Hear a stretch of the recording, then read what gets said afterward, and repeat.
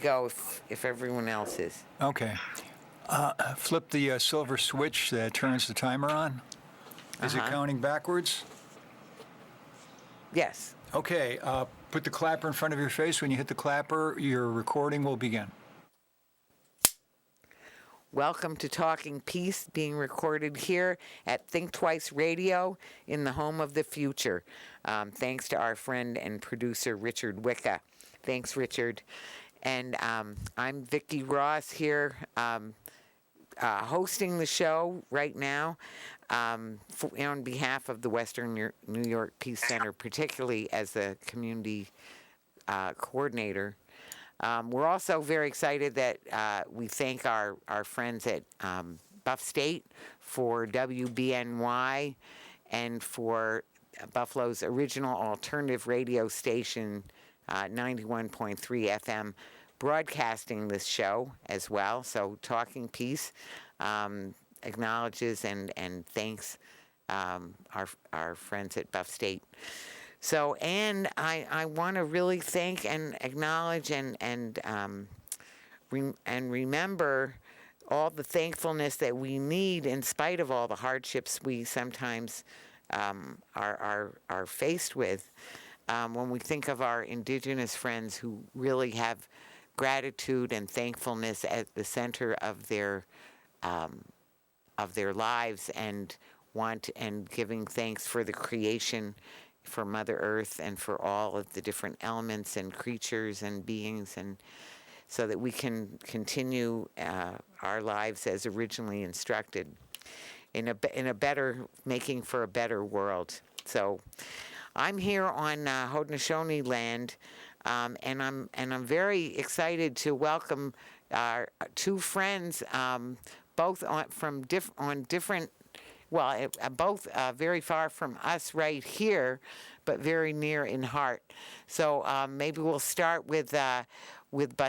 Basir Bita. Hi, Basir. Hi, Vicki. So it's so Thanks good for having me. Oh, it's so good to have you here, and it's so good to have you in Vancouver. So I know that the indigenous people in Vancouver are very busy and in the surrounding areas. But of course, you're originally from Afghanistan, and you've made your way there. Yeah, absolutely. Unfortunately, I haven't had any chance to network with and touch base with respectful Indigenous people of Canada, but hopefully in the upcoming future I may get the chance. Well, you will get your turn for that. You're doing so much already as it is, and we just thank you for all you did when you were in Afghanistan, and we're very glad that you are now in Canada, where you can be safe with your nuclear family. And we hope and pray for your extended family and friends who are still there. And I want to introduce also our friend Doug Mackey. Hi, Doug. Hey, greetings, Vicki. Thank you for having me. Well, thank you for coming from Olympia, Washington. So as we're taking what are your Indigenous people there? What's the nation that was there? This is the land where the tribes of the Medicine Creek Treaty reside in the South Salish Sea, and where I am right now is on the traditional land and waters of the Stachas band of the Squaxin Island tribe. Okay, no, that's a whole nother world to me. I don't know that part of the world very well, although I did come through it once on my only trip across country. But anyway, and Doug, I didn't say, Doug is your longtime part of Fellowship of Reconciliation, which is really one of I would say, the first international peace group that was started, around in 16 and 18, I think, in 1916, 1918, for the international and the U.S. Parts of it, the Fellowship of Reconciliation, all because of the First World War. You're very, very close. In 1914, on a handshake at one of the meetings of the clergy in Europe. A German, Friedrich Schulze, who was Kaiser Wilhelm's Lutheran leader. He and an English Quaker shook hands at the railroad station because the war had broken out. So that was the very beginning. That was the beginning. And then in 1915, Henry Hotchkiss, the Quaker, came to the United States and met with a group of peace activists, if you will, 34 women and 34 men who formed the what was called the American Fellowship of Reconciliation in its early years. So it's about 105 years old. Right. Yeah. So our topic today, of course, I didn't even stress that we're really going to talk about Afghanistan, and especially because we have Basir, who has so much to share about everything that just happened so recently. And then both Doug and I were blessed enough to actually go. So, and of course, we all have a lot of friends and connections there. And of course, both of you very much so, and me also to a certain extent. And certainly people in this country we really need to be concerned because it's been such a problem, so many hardships and so much suffering that has gone on, and now it's only really threatening to get worse in some ways. So we'll talk about all of that. It's been a lot. So I just want to turn it over to you, Basir, to start, just sort of set the scene, how things have been for you, living there and, being from there, growing and bringing us up to, just the most recent, some of your connecting with different friends and work there, but also what happened with the U.S. finally leaving, but also leaving in a very abrupt and chaotic way, and all what happened from there. So please. So yes, maybe I should start the story by taking you back to the early May 2021, when the U.S. government announced that it's gonna withdraw the entire forces from Afghanistan and all its international allies back to home. By early May, the Taliban also simultaneously announced that they plan to inaugurate their new series of operations to conquer or take over the entire country again for the second time.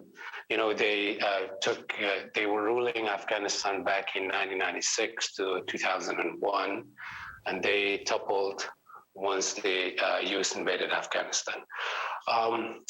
In that time, every day we were hearing from the news outlets that one specific part of the country was taken over by Taliban, and people of that specific area felt super terrified. And then day by day, you could see that the fear was crawling inside everybody's minds and hearts that the Taliban may come soon and take over the country again, and what's going to happen. The fear was more like a nightmare for the specific groups like women, civil society activists, and those who work for international and national organizations, or any kind of affiliation with the international community, particularly the U.S. government as the biggest funder of the Afghan governments and the Afghan society. But a quick jump on the very day of fall of Kabul, I was at home and I had a meeting with a group of friends of mine, and after within the meeting, I noticed that some of the folks were receiving phone calls from their families that they were worried, that they heard that the Taliban already arrived at the outskirts of Kabul city. So they quickly made it out to their homes, all unnerved. And I started riding on my bike and visiting some parts of the city, particularly downtowns. And it was horrible, super horrible. Everybody, there was no taxi, there was no public transportation. Everybody was just rushing back to home.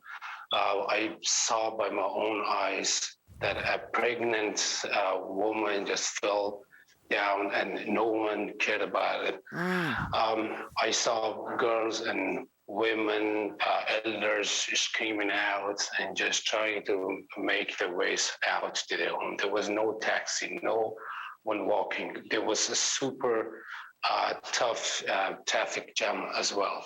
So I made my way back to home and I found that my family were entirely unnerved. So it was my big concern. So day after day, I received email because of my professional background and affiliation with the Canadian government. I received an email from Canadian government that I and my nuclear family are granted visa to make our way to Canada. And I, since I received it, I made 8 attempts along with my family members to Kabul airport. And I'm sure that you have heard about the Kabul airport crisis. And, Kabul airport was open since fall of Kabul until the giant explosion where 13 American soldiers, as well as 200 Afghan civilians lost their life. It was only for 11 days. So I made 8 attempts, 8 consecutive days. At the very day of the big explosions, I, along with my family, were there. Oh, boy. I spent days and nights in the Kabul airport. Maybe I saw Canadian soldiers. I met with American forces. My name was shared by different evacuation groups, but I couldn't make it outside the country to a safe place. Then I made my way overland trip from Kabul to Mazar Sharif, a northern city of Afghanistan, and waited there for 6 days. I was beaten and lashed by Taliban. In Kabul, I was beaten and lashed by Taliban. Even my wife was lashed and slapped by Taliban. My cell phone was checked by the Taliban, and they took my cell phone with them once they noticed that I deleted all my social media applications and all my phone numbers. Then in Pakistan, I was the days that we spent 47 days in Pakistan, the days that I called them the silence day, because in Pakistan, if you talk publicly about Taliban, the chances for the surveillance operations or surveillance agency was high to be cut and to be handcuffed, and who knows what may happen. And then we landed in Canada, the new place where we experienced some harsh events as well, but finally we are in a safe place where we can find ourselves. To be honest, as a member of the human family, I never I consider Afghanistan as my home. I was also born in Iran and raised in Iran, spent 18 years in Iran, yes, as a refugee. But I never called Iran as my homeland, never called Afghanistan, and will never call Canada as my homeland. I believe that we're all human beings, members of the same family, and we belong to here. Oh, so true, and so clear. I mean, actually, there was somebody who, I don't know if you ever heard about the man who renounced his passport and said, "I am a citizen of the world." And he got stranded in France because he gave away his passport, and then everyone started saying, "Me too, also me." I want to have I want to have, and it really, we need to go that direction so much. The nationalism is a huge problem. Right. Yeah. So also I don't say, I don't believe to say that there's only the US government responsible for the big mess left behind after 2 decades of so-called international development interventions, but also the Afghan governments, the citizens of Afghanistan, and generally everybody is responsible, because I feel that when something happens when wrongdoing happens anywhere on this planet, I feel responsible for that, because maybe I could have done something in advance in order to prevent that specific event taking place. So I feel responsible for any wrongdoing in this world. So I believe that that everybody is responsible for any kind of brutality, violence that may happen around the world. Right. Which may look insane. No. I mean, actually, it's very old teaching of that we are our brothers and sisters keepers, right? That we're all in this together, and where we all we're one collective, and we're one in the spirit, really. So if we we can ignore that, and we could reject that, and yet it's still the truth. So of course we're all connected in that way, and so what happens to one of us happens to all of us, and we're all responsible. We're all responsible for ways, and we're also all empowered to find our different ways of helping. Maybe that's a good way to switch gears, and we want to talk a lot more about what happened there, and also what some of the things that went before and some of the things after. But it's a good segue to, as you're saying, how we're all responsible. So there has been international interest, and some, collective attempts to make things better, there. In Afghanistan, and I think that's part of how you ended up going there, right, Doug? Yes, I was some returned soldiers from both Iraq and Afghanistan who helped me learn about some of the groups in Afghanistan. And I had been working with the Fellowship of Reconciliation on a clean water project to go to Afghanistan. And so about 10 years ago, I went with a delegation of 3 of us, and we worked with a non-governmental organization that specializes in bringing potable water to the people of Afghanistan. As many people know, Afghanistan is a place that's still developing some of the resources that first world countries have, such as clean water. Right. And so we went over and met with this organization and brought the training on how to build biosand water filters to a couple of provinces. And it was there that I met the Afghan people and overlapped our work with some representatives of the United Nations who knew we were there and invited us to participate in the International Day of Peace commemoration. Right. We were in Bamiyan at the time, and so 4,000 people gathered for this United Wait, did you Nations say sponsor. 4,000 people?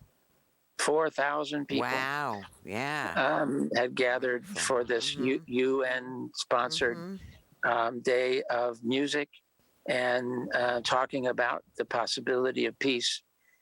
So then we stayed for a month and had a chance to meet with a number of youth groups, also sponsored by the United Nations, and met other groups of Afghans leading work with within their culture to improve agriculture and to improve life for all Afghans. And we certainly met, as would anybody visiting Afghanistan, met the hospitality and the ethic. In fact, where we were, we've heard about 3 cups of tea that a book and Right. other people have talked about, that by the 3rd cup of tea, you're friends. Well, where we were, it was the 2nd cup of tea where your brother and sisterhood was established. And I tell you that every 2nd cup of tea we had with people was along those lines, that we are citizens of the world together, and that's a part of the way that they live is to welcome visitors and to encourage peaceful gatherings. So it's that will always carry that with me from the Afghan people. I had a chance over the years to continue to work with Afghans, and it's my experience that yes, we still need to be promoting peace there, and especially with what's happening now, exacerbated by climate crises in the area. The food shortages are getting worse, as you alluded to earlier, and so I think at some point today we should also talk about some of the things that we can do to be helpful. So that was what brought me over to Afghanistan and keeps me involved with our Afghan friends.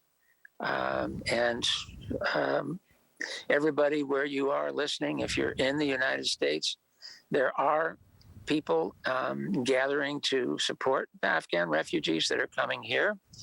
And there are people working with their leaders, their congressmen and their congressional representatives, the Senate and the House of Representatives, where many leaders and civilians now working together to continue to support the needs that the Afghan people have there in Afghanistan. So actually, when I went over, which was 2018, and of course I wasn't there as long as you were, Doug, but it was more recently, but it was still the same experience, it was still the same experience of a very, I would even say that honestly, it was before any tea. It was just as far as just, Right, the connecting, the human connection and the goodwill. And that was one of the reasons that brought me there, was because one of the Peace Jam group that we were doing here got connected with a youth group over there. And that went on for a good, many years. So that was from starting in like 2009 or 10, slowly starting up, and led to more interactions of this group, and of different people in Afghanistan with, youth and people, certainly in the United States, some of them in Buffalo, and really all over the world. Because of back to that, we're we're all one in the spirit. We're one world, and that connecting with people is really, it's our nature. If it hasn't been drummed out of us, it comes very naturally for children and for people until we sort of teach them not to do that. That caring and connecting right off the bat. And so I feel that, the hospitality that people in Afghanistan, that care for the stranger, that is so clear there, and so important, is something that, well, it certainly in Islam is very pronounced in the ways that people treat the stranger, and that's in all the religions, really, in all of our religions, that we, reach out to the stranger, to the neighbor, but to the people that we don't know, and to the most needy, most especially. So maybe that's a good way to sort of segue into a little bit about also what's going on now. So, as you described, Basir, so devastating a time it was, during the leaving. I like to hear a little bit about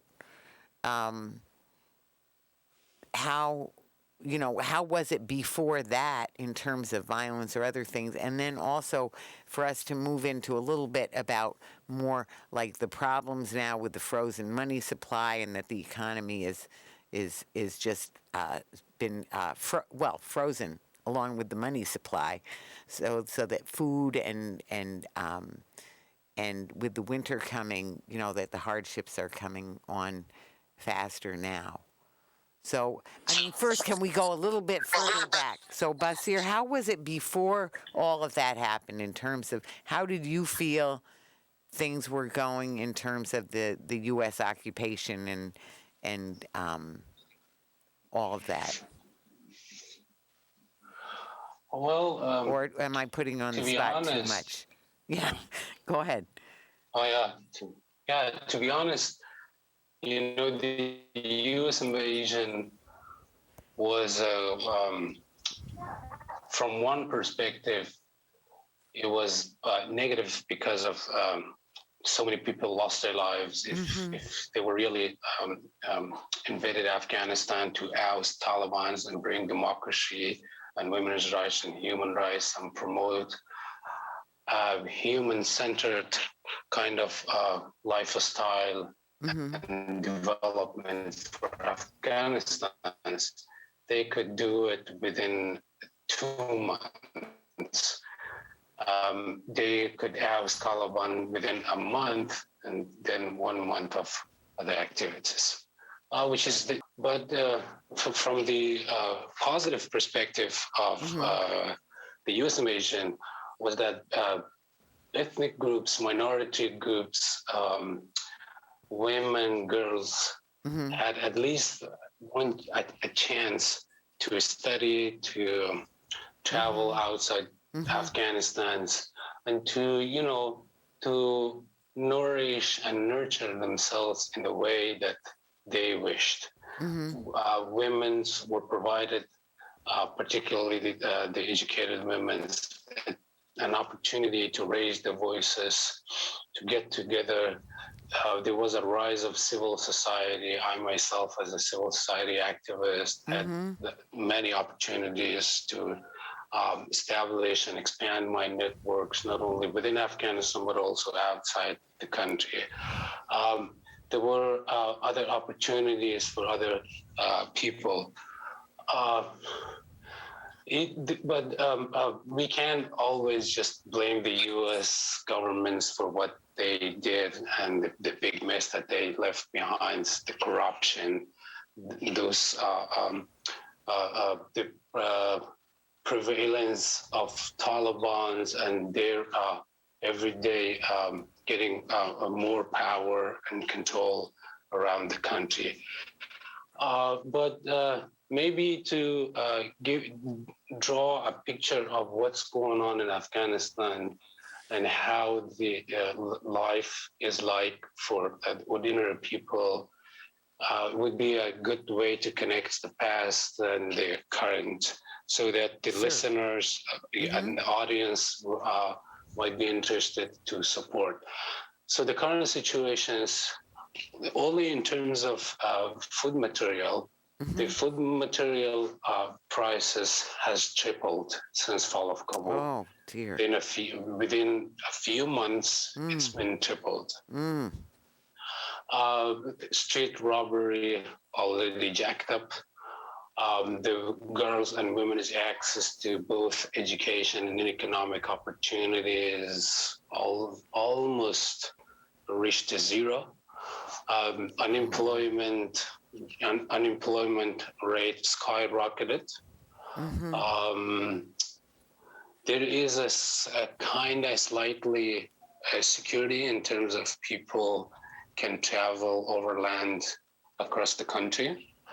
But at the same time, there is a incredibly great scarcity of access to potable water, to food material.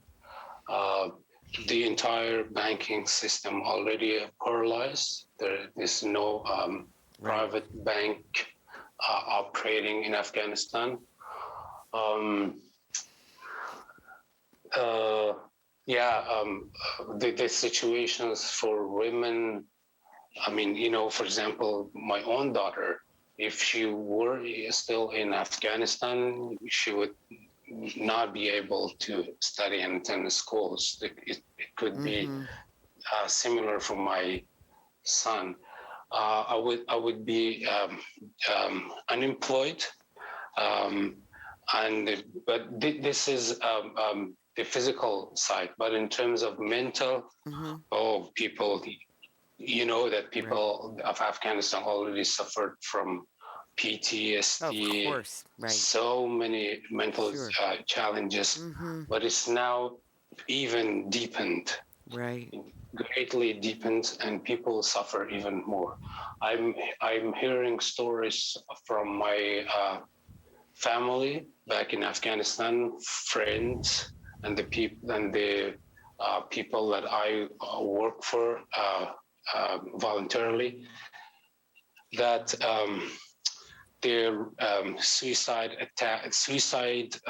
attempts rate has vehemently increased. I can see almost every day or every other day that, as an example, the former director of agriculture agency in Province A committed suicide because of lack of access to food and unemployment. Women, parents take their toddlers and their children.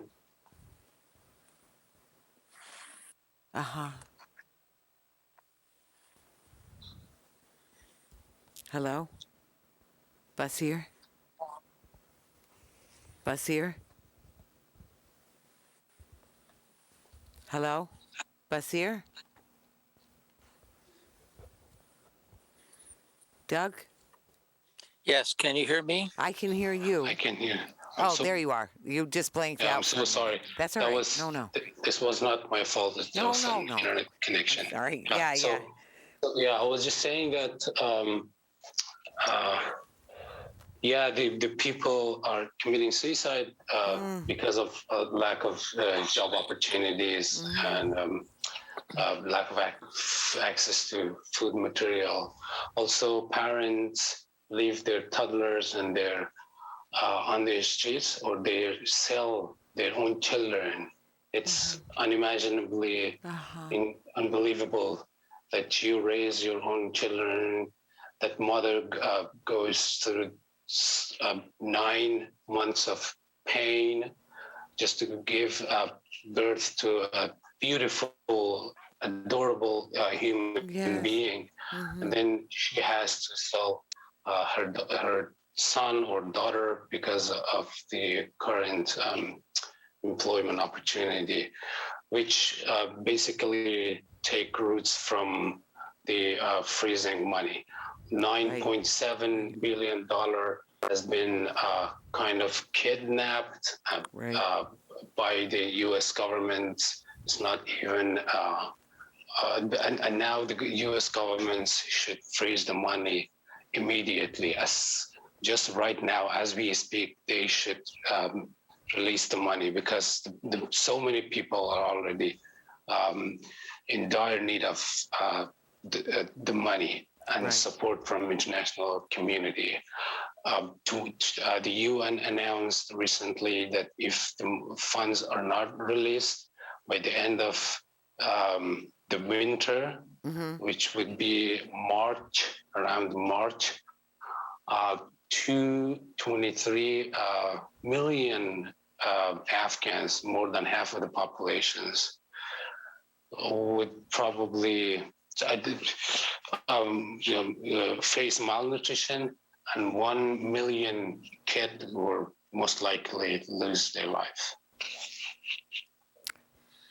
Well, that's one thing that we really, that's when we're talking about ways that people can help, there are so many ways that people can try to help. And each one person, it makes me think of a song really by Pete Seeger, step by step, the longest march can be won.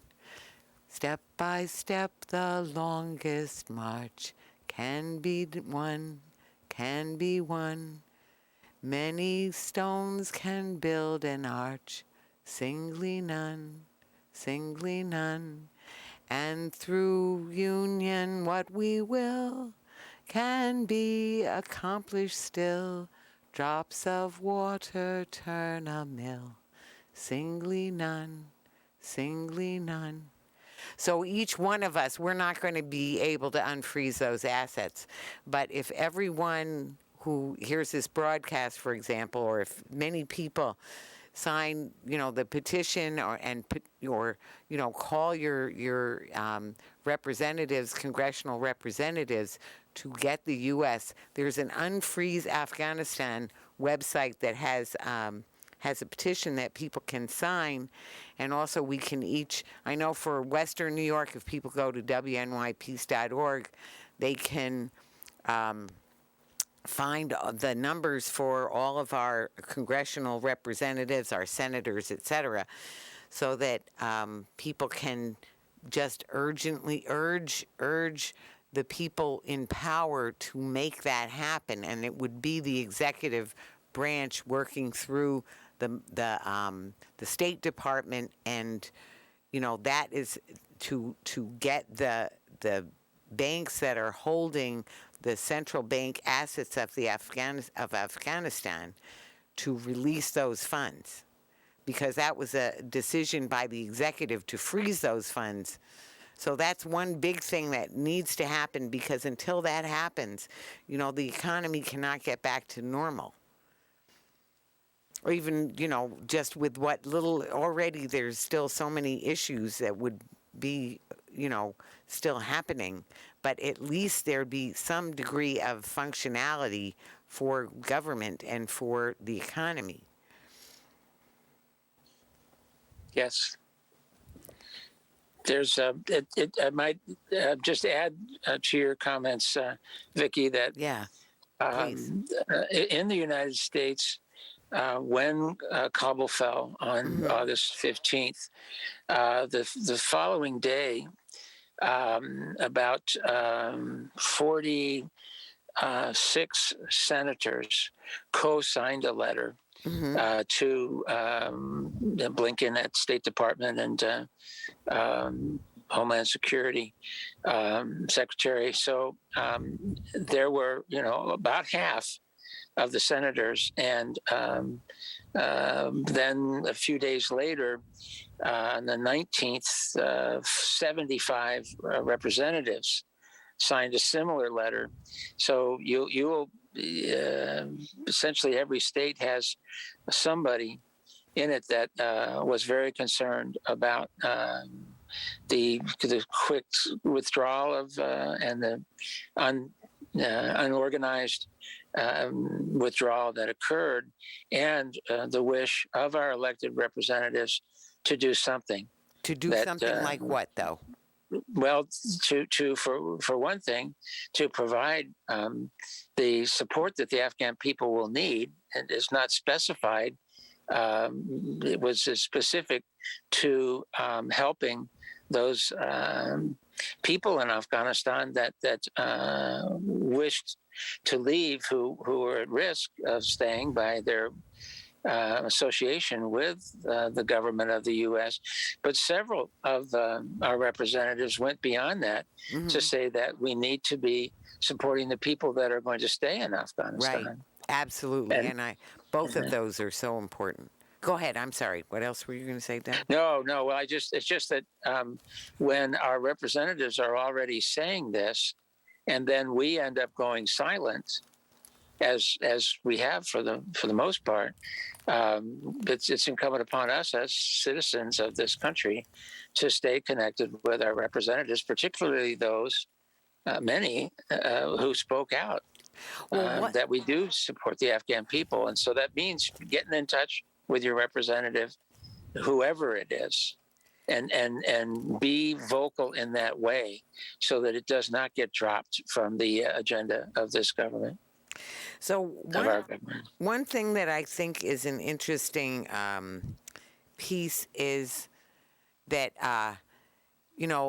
as you're saying, that, helping people to get out who want to get out or who need to get out.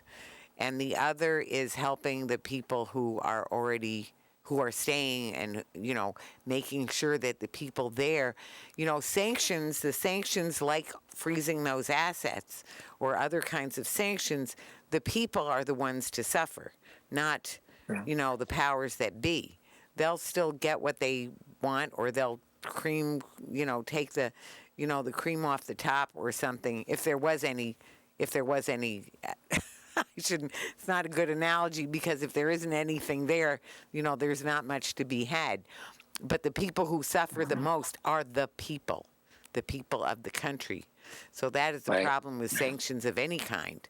And yet that's been the U.S. government, our backup. If it's not actual violence and militarism, then it's at least sanctions. Oh, and let us not forget the over-the-horizon.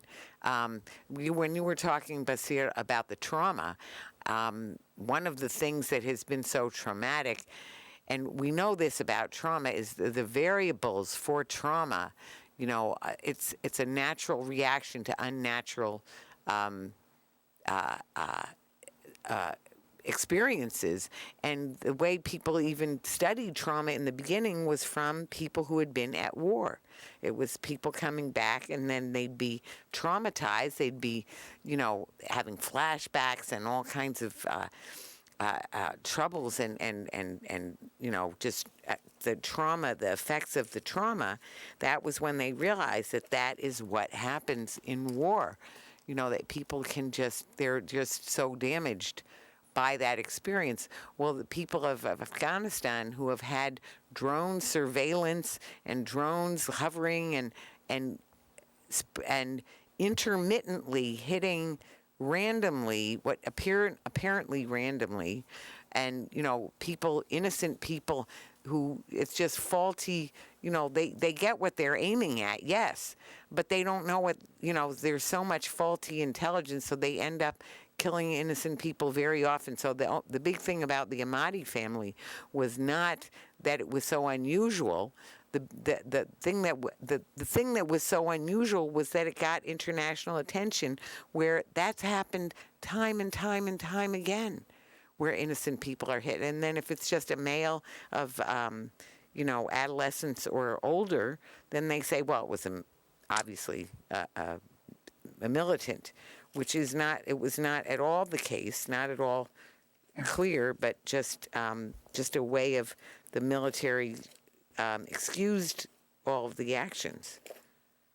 But yes, it's so important that you raise this, because our news media has recently been digging deeper enough to be able to document that this was the case, even though our government wrongfully said it was different. So People don't have to go very far back to see several important articles that pointed out how frequently this happened. Right. And Daniel Hale, who is now incarcerated for verifying what the peace activists have already known, that 9 out of 10 people killed by drones in Afghanistan were innocent people, were collateral damage, were not the intended targets anyway.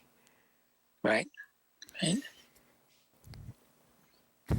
So that's one of the other things that we could and should maybe be asking our representatives and our senators to really, we have to do something about the military budget. That's a bigger issue. That's not just about Afghanistan. That's about so much. We were just talking about it when we were talking about the carceral system in the United States, the prison industrial system, that the amount of money that goes into other things other than, people's needs. So as Eisenhower said, it's a theft from every hungry family. So back to It's a Human Family, this is where we need to put our resources into helping people. And that is where, actually, can I ask you this, Basir, in terms of the Taliban and the U.S. government dealing with the Taliban, what would you be thinking and recommending? Well, like any other people or population, Talibans are parts of human family. Yes. They have their own family. They have their own fears, challenges. They love other people, and they feel afraid of some other people. Right. But maybe one good strategy would be, the best strategy in our current world is to negotiate with the Taliban. Even before the U.S. Invasion in 2001, since after 9/11 to days before the U.S. George W. Bush Jr. decided to attack Afghanistan, there was some consultation meetings conducted between the U.S. government and Afghan experts, either Afghans or people who were experts in Afghanistan's affairs. Right. They all warned the U.S. government that if you invade Afghanistan, at the end there will be a big mess, and the results would be nothing, zero. And now you can see that the result is nothing. Taliban is back. Women are just imprisoned at home. A super big mess is left behind, and Taliban is on power. The best way, I believe, is to negotiate with Taliban. Taliban, even before the U.S. Invasion in 2001, approached to the U.S. government and said, we would like to negotiate with you. Right. But the U.S. government kept refusing all those green flags. And even during the 2002 and 2003, 2004, there were some green sign from the Taliban side that we want to sit with you, the U.S. government, and negotiate with you. But the U.S. government rejected again. Just they wanted to fight with terrorism. Right. And then now Taliban still believe and are interested to sit and negotiate with the U.S. government, international community, but the U.S. government still refuses meeting with the government, with Taliban. So the best way is to sit with them, have a coalition of international community as they accepted to invading Afghanistan is their last resort.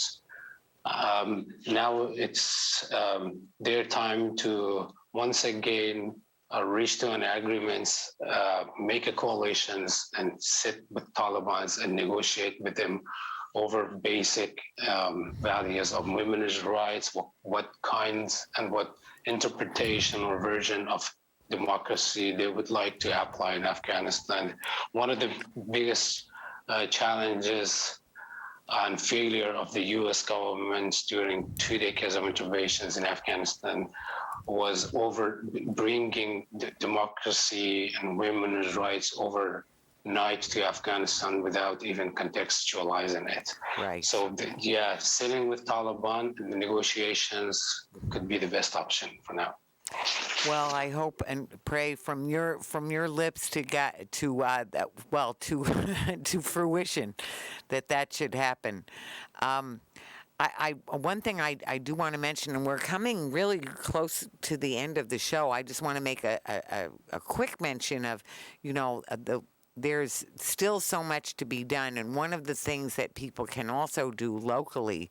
I know in Buffalo we've had 350 people coming who are, and they don't even have, they're evacuees, they're calling them, that were, that have been taken here, who worked with the U.S. government some kind of way, who there was no time for doing anything. They didn't get a refugee status, but they just got brought here. And so we have our resettlement agencies locally that are working together, and the community is helping out to help meet the needs of the people who are coming, who don't even have, necessarily shoes and socks. They might come with flip-flops, some of them, who need, so much for, for resettlement, for safety. And of course, we know people who worked very hard, not on behalf of the government, but just, for programs of social uplift in the community in a war zone, studying nonviolence. Those people we also hope to help in different ways. So, so those are all efforts that are going on. And they're throughout the country. I'm sure there's certain places where people have come, refugees and evacuees have come, who people can help, or donate, as you were saying, Doug, to.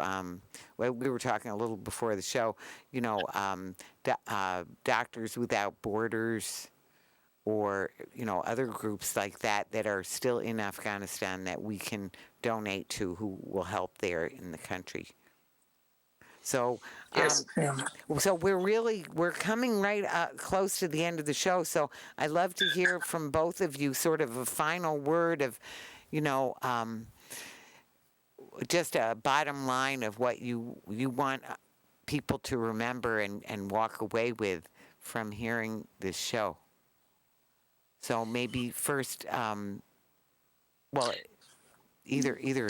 I'll go ahead and chime in so that Basir can help us wrap it up. There is an opportunity through the Fellowship of Reconciliation chapter, Global Days of Listening.org, for people who wish to give to what are called our Afghan friends. Mm-hmm. And these are people that we've met over the years Right. of work. So any questions people have, they could also forward through that website, and the email address is globaldaysoflistening@protonmail.com. And that people stay informed, as you suggested, Vicki, that keeping up to date is hard for people in our country to listen to the news, especially with so much going on in everybody's lives, with a worldwide pandemic, Mm-hmm. with concerns that people have here in this country for family, and yet for us to be, the good citizens of the world that we've been talking about for the last hour. it means staying abreast of what's happening to our Afghan friends, Thanks. and making sure that we sign a petition. Thanks. Code Pick, for instance, is offering a petition that you've spoken about. So stay informed, and let your heart lead you. Right. Thank you. Thanks so much. Thanks so very much, Doug. And please, Basir. Yeah, just one last word.